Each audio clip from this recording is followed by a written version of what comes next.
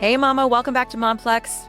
This is the podcast where real mom transformation takes place. We drop a lot of truth bombs here. I drop a lot of F bombs here. So, disclaimer in case you have little ears listening. And this is about real life pep talks, right? Because I am a certified success and life coach, but I'm also a mom. And I understand that every single season being a mom is brand new. And we're always learning. We're always growing. And so are our kids. And it's really nice to have a place where we feel seen and heard. And we're talking about the real shit that we're all dealing with. So welcome back. My name is Scotty. I'm so happy you're here. Whether you are a ride or die Momplex listener or brand new to the pod, I'm so freaking grateful that you are here. This is our special corner of the internet where we keep it honest, where we keep it fun, and where we also don't pretend to have it all together. And we're trying to just do our best over here. Today's episode, we're going to dive into something that every single mom thinks about, but doesn't always say out loud how much she dreads it. And that's traveling with kids. I love my kids. I think traveling with our kids is a whole new language. There probably needs to be a whole section in the library. Just how can you travel with kids and actually not need a vacay from your vacay? And how in the world do you stay intimate and have sex with your partner when your kids are in the next room, right? Because don't forget, you're a human, you're a woman, and you are with a person that you were with before you had kids. But traveling with our kids, it's not a vacation. It is a trip. It's a full-blown traveling chaotic circus where you have extra carry-ons and something gets spilled on you and you definitely left something behind. You have to go pay for it at the hotel. It's going to cost a fortune. You've got goldfish in every bag. And always somebody has to go to the bathroom at the worst time. And I always forget to pack the toothbrushes, always. But here's the good news. It can still be magical and soul fulfilling if you give yourself permission and reframe a few things, right? You're not just the packer or the planner or the snack provider or the punching bag, right? Like there's a shift in a mindset that I think we moms can take, and like the meaning that you're placing on the trip and how you see yourself in the family dynamic of the trip. Like, who are you prioritizing? Because if you're not prioritizing yourself too, then you're always going to come home needing a vacation from your vacation, and you're going to start to dread the vacations, right? The trips. So today I'm going to break it all down. We're going to talk about traveling with toddlers all the way to grown-ass kids and how to not only survive it, but to find your own calm and your joy and even that maybe steamy partner reconnection that you secretly want and need. It's very, very important. We're going to go there today. So let's just name it. Let's start with the toddlers, right? Because I know as a mom, when your kids get old enough for you to finally leave the freaking house and go somewhere, you just cannot wait. And then once you get on the plane with their 35 baggages, is that a word? Their 35 bags. I mean, I can't, traveling with a toddler, I've never traveled with so much stuff before. And they're so flipping cute. But you need the car seat and the sippy cup and their favorite shows and the pull-ups and the lovey. Oh my gosh, how many times did we go on a trip and we forgot the lovey? Oh my gosh. They're squishy and sweet and stinky and feral, all at the worst possible moments. And of course, they need to take a shit and cry and get gas as soon as the plane takes off, right? But here's what helps. Here's how you can still travel with your toddler. Keep one or two routines sacred for them. Bedtime, snack time. Maybe you make sure that no matter what gets packed, the sacred, smelly lovey gets packed in the bag. That little dose of normal will keep them grounded and it will keep you less ragey. You've worked really hard to create that safe home environment. So bring bits of it with you. Not all of it. Just bring maybe one or two things. That gross blankie, that pillow they love, go ahead and pack it. Number two, just one big thing a day, max. The morning beach walk, that's enough. You do not need a do itinerary for the kids. Don't just overbook because you're at a nice resort or you're on vacation or you're with your friends who have kids who are older. One highlight a day and then just chill and be okay with it. It's really reframing What is the whole purpose of this trip with my family at this phase of our life?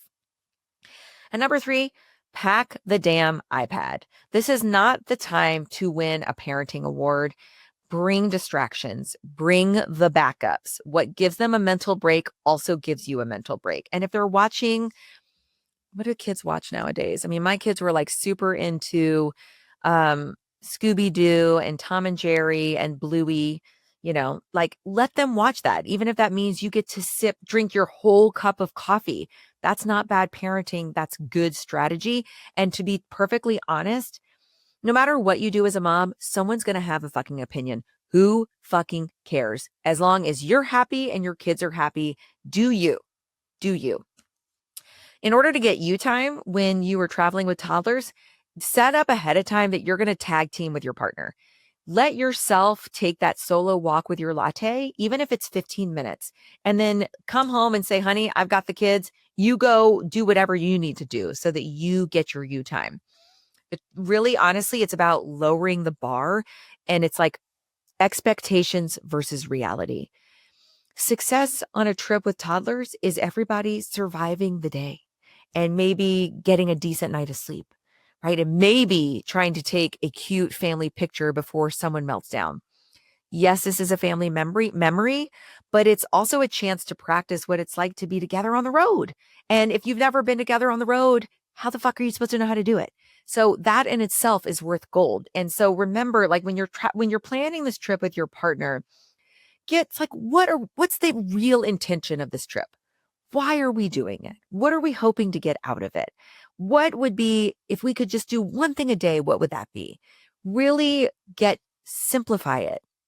That is good because you're learning how to travel with your family for the very first time. And you're still in that I do everything phase. So when you're planning, ask yourself, how can I make this more enjoyable and easier on everyone, including me?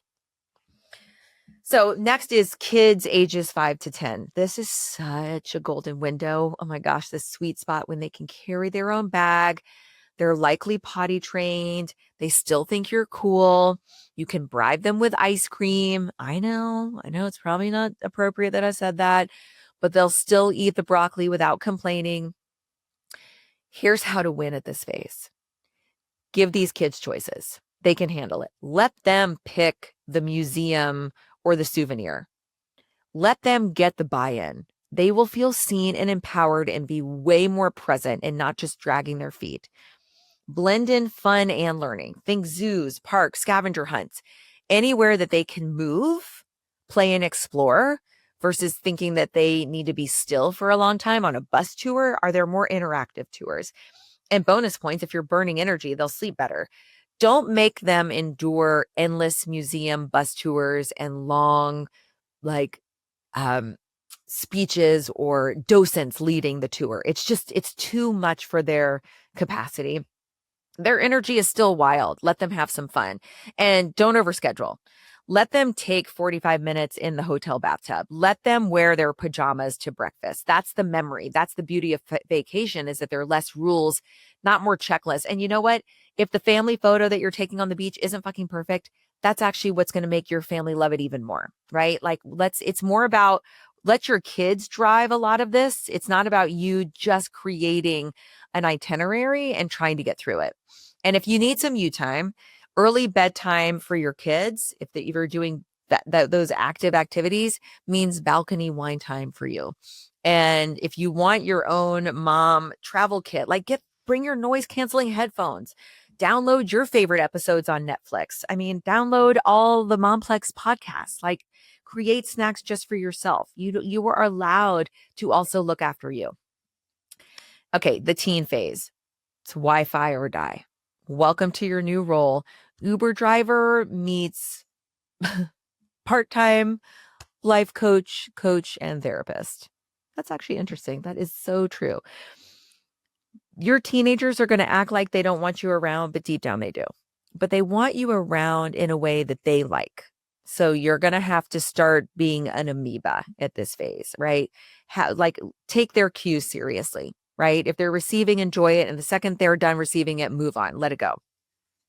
But here's how you can keep your cool and stay cool in their eyes, but also stay connected with them and still be in that mom role. Don't fight the phone.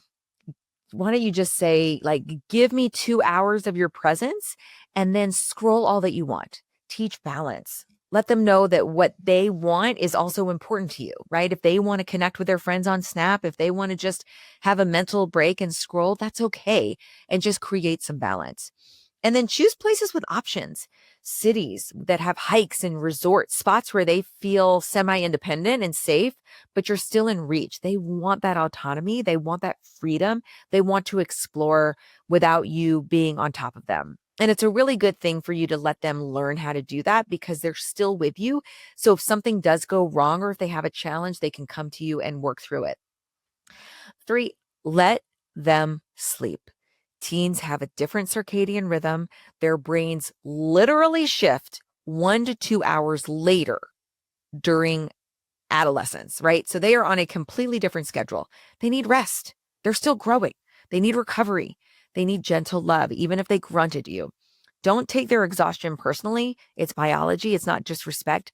And don't rob them of that sleep. That sleep is so important. They talk about it in terms of their growth, of their hormonal balance, of how they're able to retain information.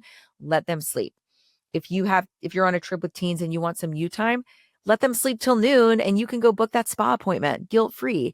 And then get them involved. Ask them what they want from the trip. When you and your partner are planning your big trip, ask them, what is it that you want to get from it? What is one thing that you want to do? What are you looking forward to most? Even if they don't know, just asking tells them that you care. Now, if you've got grown kids and maybe they are out of college or in college, think of them as like roommates who are going to steal your booze and maybe your clothes and some wine. Because now you're traveling with adults that you actually raised. It's surreal. And it's honestly, I'm not quite there yet, but I've been with friends whose kids are that age and it's pretty freaking amazing. So here's the vibe. Go for shared experiences with them, cooking classes, hikes, wine tasting, do things together where everybody contributes to the moment and you kind of you're not necessarily the matriarch, you're kind of going as a team. Get curious. Ask about their life. Let them open up. You're not in mom mode anymore. You're in a safe space. You're in like watching a reality TV show, right? And ditch the group schedule. Give everyone some breathing room. Not everybody needs to do everything together all the time. Let the magic happen when it just naturally organic happens. And if somebody wants to go do their own thing, let them. That's what this whole thing is about. And if you still want some you time, you've earned this trip, you sleep in, you order room service, you get that massage. They're totally fine. They don't need you to be with them all the time. Let them learn that y'all can travel together and also be independent. The best moments are usually not the big ticket ones. They're the slow ones, the morning coffee, the random, just, you fall into a conversation with somebody as you're walking to the restaurant. This is what's so cool about it because everybody's safe, everybody's together, and that's the main part. Everyone is together. So now we're moving on to the spicy section. How in the world do I have sex on vacation when my kids are in the next room? We've got to talk about it because romance is how these kids got here in the first place. And just because we're older and we're busy, we really don't want the romance to fall apart because that is a huge key foundational piece to the success of your marriage or your partnership and the energy in the family. It is. And, I'll do an episode on this down the road, but when we're constantly in a people pleasing, cash flow out, taking care of everybody all the time, it robs us of our libido. So we want to make sure that we're on vacation, especially giving back to ourselves so that we have the juice and the energy and the interest to even want to be spicy. But it's romance on a family trip. It's absolutely possible, but it's more like, we got to be quiet. And how much time do we have before they get back? Or quick, they're brushing their teeth. And here's what works. Real life tested. And it's sound machine, white noise, lifesaver. Drown it all out. Take a shower together. Totally underrated, right? Plus, you'll love the way you feel. You'll feel like a freaking teenager. Oh, not teenager, young adult again. And you'll get clean. It's like, killing two birds with one stone. Balcony moments, car makeouts, kitchen wine kisses, like get creative. All of it counts. It doesn't always have to be 4 bases. Sometimes once first and second base can be incredibly fun and spicy and make you feel like you did when you first got together. And then trade off bedtime duties, like sneak in 10 minutes for connection. It doesn't have to be wild, just something for the two of you to feel like yourselves again and not just mom and the caregivers, right? You don't need a whole night. You just need a spark. One kiss, one touch, one shared laugh, and like noticing each other. Like we're not just parents, we're still lovers. We're still in this together because you were here before the kids. You'll be here after the kids. So you really want to keep that connection alive. It's very, very important. Hire a freaking babysitter. Go out for a date on the vacation. You don't have to be with your kids 24/7, even if they're toddlers. Okay. Here's the truth. You're not just the packer and the planner, the cruise director, the tantrum negotiator. You're a whole woman who deserves to feel good on this trip too. You deserve to rest. You deserve to laugh, to feel beautiful, to have fun, to have that solo coffee walk, to, yes, take the cheesy family photos, to let your partner kiss your neck while you're loading the stroller, because this isn't just your kids' memories, it's yours too. And no child wants a mom who's pissed off all the time and depleted because she spent the whole trip over functioning and over worrying. Plan this trip for you. Invite the rest of the family along. That's the real vacation. And honestly, before you plan any trip, even if it's been the same trip that you've done every year for the last 20 years, talk with your family. Why are we taking this trip? What is this trip going to give to us? What are we hoping to get out of this trip? What is important about this trip? If there was one thing we wanted to accomplish, what is that one thing? Reconnect to the trip, set intentions around it, get really clear why you're planning it and why you want to go. That's the real vacation. Yes, it's always going to be work, but it doesn't have to be quite as draining as it has been. And that way you can really enjoy it and you won't need a vacation from your so-called vacation. If this episode was helpful and it gave you life, please send it to another mama who needs to hear it. And if you want some of my additional support to help you create your own self-care tips on the road, definitely check the links in the show note. You can always leave a review here and drop your questions or what resonated most with you. And I want you to remember, the best family trips, they're not the ones without the chaos. They're the ones where you feel like you again. And you deserve that. I love you. I see you. And I've got you. I'm here to help. Now, go click one of those links in the show notes. Let's get you set up for summer and go make some memories. Love you, Mom.